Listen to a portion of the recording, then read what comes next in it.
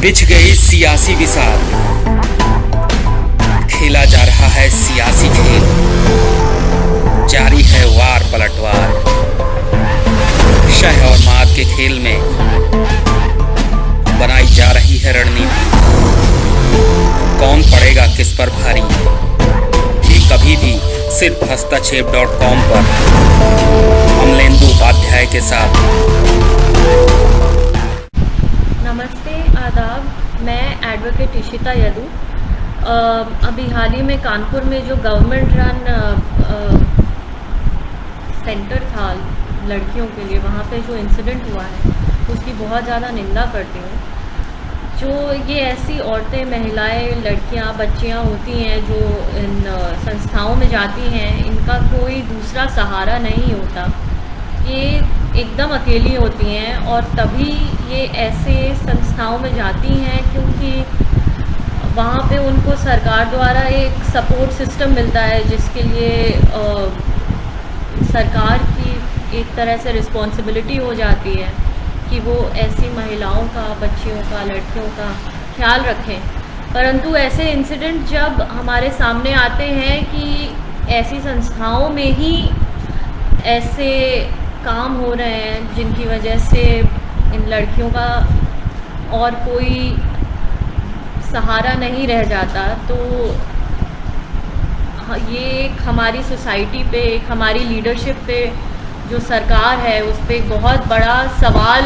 उठाती हैं कि एक ऐसा देश जहाँ पे महिलाओं की पूजा की जाती है, उनको देवी मान के, उनकी नवरात्रि पे उनकी हर जगह पूजा होती है, और इस प्रकार की घटनाएं जब सामने आती हैं उसके बावजूद तो सरकार को अपने आप ऐसा एक क्वेश्चन करना चाहिए, एक इंडिपेंडेंट इंक्वायरी उठानी चाहिए कि इस तरह की घटनाएं हुई क्यों, और जिन लोग भी इन घटनाओं के पीछे रिस्पॉन्सिबल हैं उनके लिए क्या कोई कदम उठाया जाए, उनको अकाउंटेबल होल्ड किया जाए, उनको पनिशमेंट मिली जाए, उनको किसी ना किसी तरह से पता चले कि उन्होंने गलत किया है, जिससे कि आगे अगर कोई दूसरा इंसान सोचे भी इस तरह के संस्थान में जहाँ पे लड़कियाँ अपना सब कुछ छोड़ के सहारे के लिए आती हैं, वहाँ पे उनका शोषण ना किया जाए। और महिलाओं के लिए एक हम ऐसे समाज में रहते हैं जहाँ पे उनकी कोई रिस्पेक्ट नहीं है, तो अगर सरकार ही उन लड़कियों को जस्टिस नहीं दिला पाएगी तो सरकार होने का क्या फ़ायदा। बस मैं यही कहना चाहूँगी कि एक इंडिपेंडेंट इंक्वायरी होनी चाहिए, और जो लोग रिस्पॉन्सिबल हैं इस घटना के लिए, जो उन लोग के ऊपर अकाउंटेबिलिटी बनती है, उन लोगों को पनिश किया जाए, उन लोग को they should be brought to books, they should not be allowed to hold any public authority, they should be made accountable so that people who are thinking about doing this again, कोई अगर सोच भी रहा हो कि ये महिलाएं हैं इनका मैं शोषण करूं, ये या कर रहा है इस वक्त, तो उसको डर लगे कि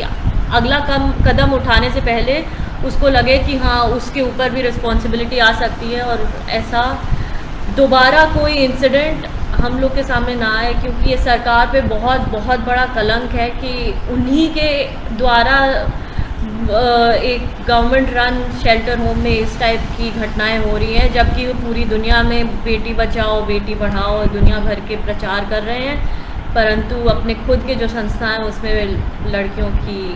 ये हालत है। तो मैं यही मांगना चाहती हूँ कि एक इंडिपेंडेंट इंक्वायरी बिठाई जाए और जो लोग इसके लिए रिस्पॉन्सिबल हैं उनको कड़ी से कड़ी सज़ा मिले।